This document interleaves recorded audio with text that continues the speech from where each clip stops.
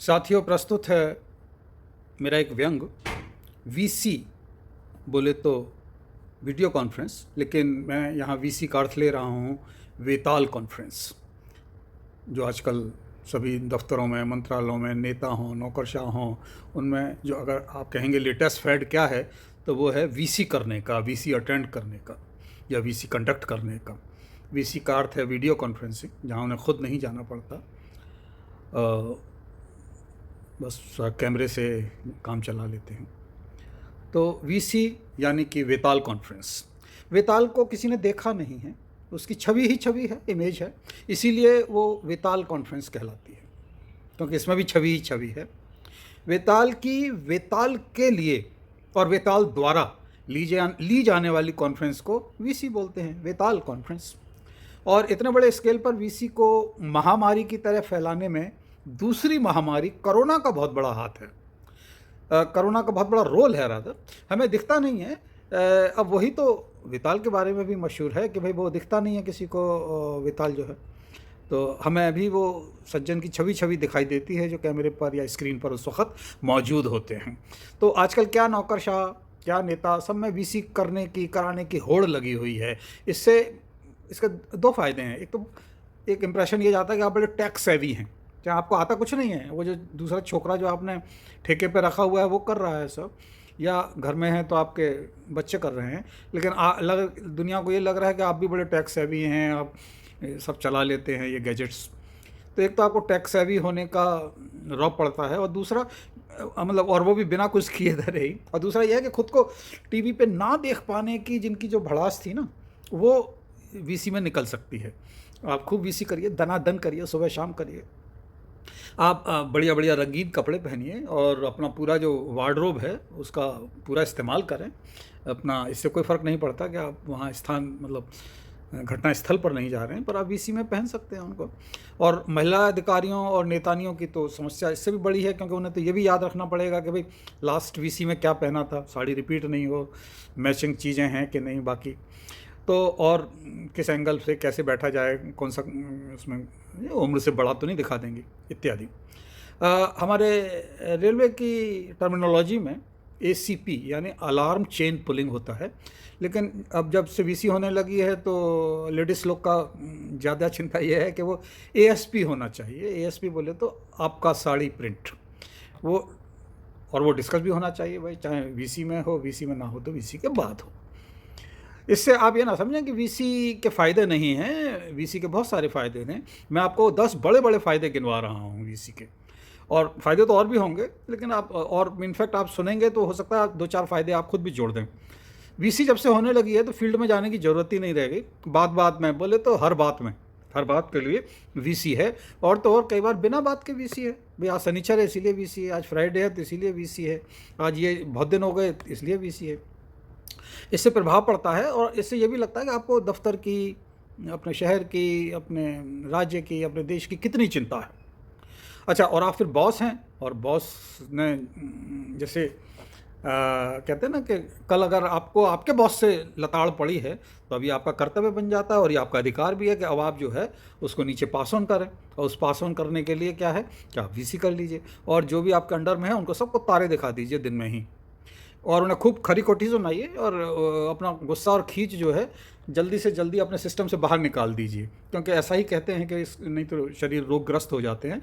तो गुस्सा हो, खींच हो, इसको अपने सिस्टम से बाहर निकाल देना चाहिए, और वो आप खरी खोटी सुना के वीसी में अपने आप को हल्का कर सकते हैं।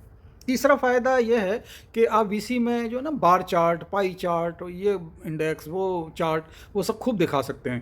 भाई बनाने तो किसी और नहीं है ना, इतने सारे चार्ट आपको तो समझ भी नहीं लगने हैं, लेकिन ये क्या है कि इससे बड़ा असर पड़ता है, और देखने वाले को इस पर इम्प्रेशन जमता है। और क्या होता है कि इससे जो क्वालिटी टाइम है ना, भाई आप करेंगे भी क्या उसमें वीसी में ना, तो क्वालिटी टाइम अच्छा व्यतीत, ज़्यादा कहना चाहिए ना, वेस्ट हो जाता है इसमें। फिर अगर आप बीच बीच में एक आध सवाल पूछ लें तो सोने में सुहागा। तो इससे तो फिर ऐसे ही लगेगा कि जैसे ना लोग आपको धुरंधर मान लेंगे कि भाई आप कितना डेप्थ में जाते हैं। मसलन आप यही पूछ लीजिए, भाई इस क्वार्टर में ये परफॉर्मेंस जो है पिछले कॉरस्पॉन्डिंग क्वार्टर की जगह गिर कैसे गई, और अगर ना गिरी हो, समझो ऊंची हो गई है, तो आप ये पूछो कि भाई ये ऊंची कैसे हो गई, ज़्यादा कैसे हो गई, बढ़ कैसे गई, है ना। तो उससे क्या होगा कि इन चीज़ों पे लोग ध्यान देंगे कि यार ये तो वो तो बहुत डिटेल में जाता है। चौथा फ़ायदा ये है कि देखिए अब वीसी है तो वो तो कमरे में बैठे बैठे ही हो जाएगी, ऑफिस के आपके चैम्बर में, आपके हॉल में, आपके कॉन्फ्रेंस रूम में। तो इससे आपके टीएडीए की बचत है। भाई जब कोई फील्ड में जाएगा ही नहीं तो उसको टीएडीए किस बात का, तो टीएडीए की बचत हो गई।